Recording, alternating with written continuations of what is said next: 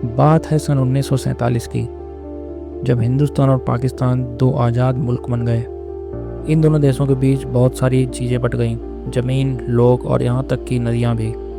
लेकिन नदियाँ तो कोई दीवार नहीं मानती हैं, वो बहती हैं आज़ादी से एक देश से दूसरे देश में, और यहीं से शुरू होती है सिंधु जल संधि की कहानी।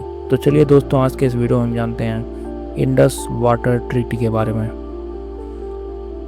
पंजाब की धरती, जहाँ 5 नदियाँ सतलज, व्यास, रावी, चिनाब और झेलम खेतों को हरा भरा करती थीं, और सिंधु नदी इन सब की माँ की तरह थी। ये नदियाँ दोनों मुल्कों के लिए जीवन रेखा थीं, लेकिन बंटवारे के बाद सवाल उठा, इन नदियों का पानी कौन इस्तेमाल करेगा। भारत के पास इन नदियों का उद्गम था, जो हिमालय की गोद में शुरू होती थीं, लेकिन पाकिस्तान के खेतों को भी तो इस पानी की ज़रूरत थी। अगर भारत सारा पानी रोक लेता तो पाकिस्तान के खेत सूख जाते, और अगर पाकिस्तान ज़्यादा पानी मांगता तो भारत के किसान प्यासे रह जाते। इस झगड़े को सुलझाने के लिए दोनों मुल्कों ने बातचीत शुरू करी, लेकिन बात बन नहीं रही थी। फिर एक तीसरा दोस्त बीच में आया, विश्व बैंक। उसने कहा, चलो मिलकर एक ऐसा रास्ता निकालते हैं जो दोनों के लिए ठीक हो। कई साल तक बातचीत चली, और आखिरकार 19 सितंबर 1960 को कराची में एक समझौता हुआ, जिसे इंडस वाटर ट्रीटी कहा गया। इस समझौते पर भारत के प्रधानमंत्री जवाहरलाल नेहरू और पाकिस्तान के राष्ट्रपति अयूब खान ने हस्ताक्षर किए। अब इस समझौते की कहानी को समझिए। इस समझौते ने 6 नदियों को 2 हिस्सों में बांट दिया। भारत को मिली 3 पूर्वी नदियाँ, सतलज, व्यास और रावी। इन नदियों का पूरा पानी भारत इस्तेमाल कर सकता था, और पाकिस्तान को मिली 3 पश्चिमी नदियाँ, सिंधु, झेलम और चिनाब। लेकिन क्योंकि इन नदियों का उद्गम भारत में था, तो भारत को कुछ जिम्मेदारियां भी दी गईं। भारत को इन नदियों का पानी बिना रुके पाकिस्तान तक पहुंचाने का वादा करना था। हालांकि भारत इन नदियों पर बांध बना सकता था, बिजली पैदा कर सकता था, लेकिन पानी रोक नहीं सकता था।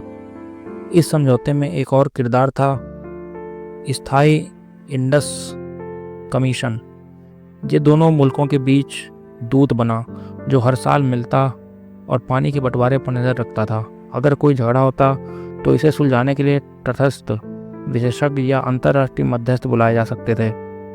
यह समझौता इतना मजबूत था कि 1965 और 1971 की जंगों में भी, जब भारत और पाकिस्तान एक दूसरे के खिलाफ हथियार उठाए खड़े थे, तब भी इस संधि का पालन हुआ था। लेकिन समय के साथ कुछ चुनौतियां भी आईं। भारत ने जम्मू कश्मीर में बांध बनाए, जैसे किशनगंगा और रातले बांध, तो पाकिस्तान को लगा कि भारत पानी रोक रहा है।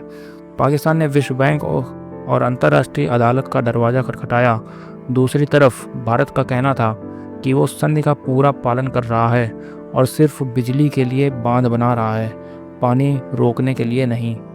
आज भी ये संधि दोनों मुल्कों के बीच एक अनोखा रिश्ता है। ये एक ऐसी कहानी है जो बताती है कि कैसे दो पड़ोसी, जो अक्सर एक दूसरे के से उलझते रहे, फिर भी पानी जैसी ज़रूरी संसाधन को बांटने का वादा निभाते रहे। लेकिन ये कहानी अभी ख़त्म नहीं हुई।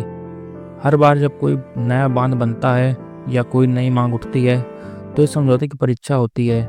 क्या यह संधि हमेशा यूं ही चलती रहेगी? ये तो वक्त ही बताएगा।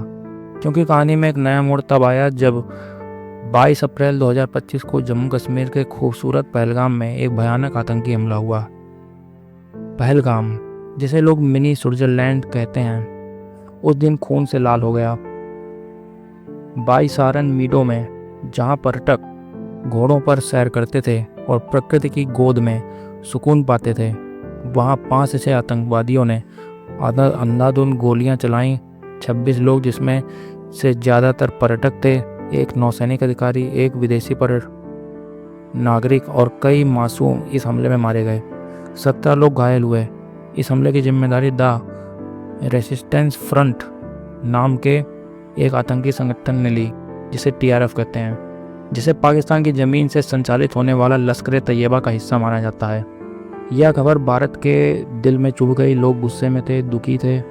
प्रधानमंत्री नरेंद्र मोदी, जो उस वक्त सऊदी अरब की यात्रा पर थे, तुरंत दिल्ली लौट आए। 23 अप्रैल को उन्होंने कैबिनेट कमेटी ऑन सिक्योरिटी यानी CCS की एक अहम बैठक बुलाई, जिसमें गृह मंत्री अमित शाह, रक्षा मंत्री राजनाथ सिंह और विदेश मंत्री एस जयशंकर शामिल हुए। इस बैठक में तय हुआ कि अब और बर्दाश्त नहीं होगा। भारत ने एक बड़ा फैसला लिया, सिंधु जल संधि को तत्काल प्रभाव से निलंबित कर दिया जाएगा जब तक कि पाकिस्तान आतंकवाद का समर्थन पूरी तरह से बंद नहीं करता है। विदेश सचिव विक्रम मिस्री ने प्रेस कॉन्फ्रेंस में कहा कि पहलगाम हमले में सीमा पार के तार जुड़े हैं। यह हमला तब हुआ जब जम्मू कश्मीर में शांतिपूर्ण चुनाव हुए और विकास की राह पर कदम बढ़ रहे थे। अब समय है पाकिस्तान को जवाब दिया जाए। इसके साथ ही भारत ने कई और बड़े कदम उठाए। वाघा अटारी सीमा को बंद कर दिया गया, जो दोनों देशों के बीच व्यापार और लोगों के आने जाने का इकलौता रास्ता था। पाकिस्तान के नागरिकों के लिए सार्क वीज़ा छूट रद्द कर दी गई और भारत में मौजूद पाकिस्तान नागरिकोों को 48 घंटे में देश छोड़ने को कहा गया।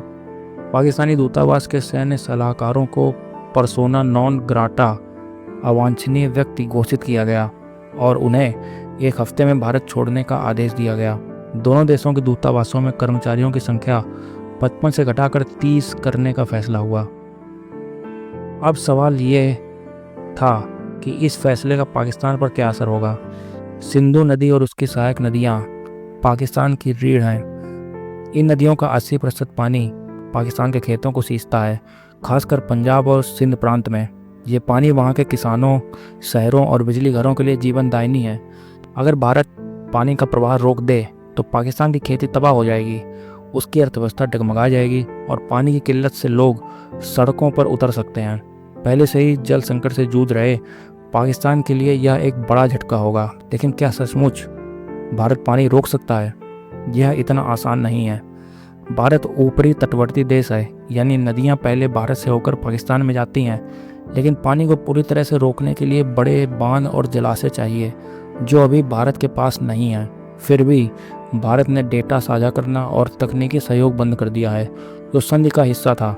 यह एक चेतावनी थी पाकिस्तान को आतंकवाद के खिलाफ ठोस कदम उठाने के लिए, वरना पानी का यह रास्ता और सख्त हो सकता है। पाकिस्तान की ओर से जवाब आया। उनके विदेश मंत्री इशाक डार ने इसे अनुचित बताया। राष्ट्रीय सुरक्षा समिति की बैठक बुलाई गई, जिसमें तय हुआ कि विश्व बैंक और अंतर्राष्ट्रीय मंचों पर इस मुद्दे को उठाएंगे। पाकिस्तान ने हमले की निंदा तो करी, लेकिन भारत के आरोपों को बेबुनियाद बताया। उसने कहा कि वह खुद आतंकवाद का शिकार है और ऐसे आरोपों से भारत कश्मीर में अपनी अत्याचारों से ध्यान हटाना चाहता है। दुनिया ने भी इस घटना पर नज़र रखी। अमेरिका, रूस, ईरान, सऊदी अरब और यूएई जैसे देशों ने पहलगाम हमले की निंदा करी और भारत के साथ एकजुटता दिखाई। लेकिन भारत का यह कदम एक नई कहानी की शुरुआत था।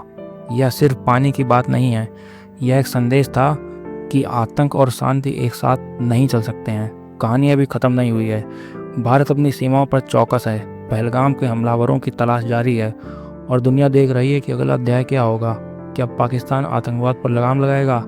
क्या सिंधु की धारा फिर से दोनों देशों के बीच सहयोग का प्रतीक बनेगी?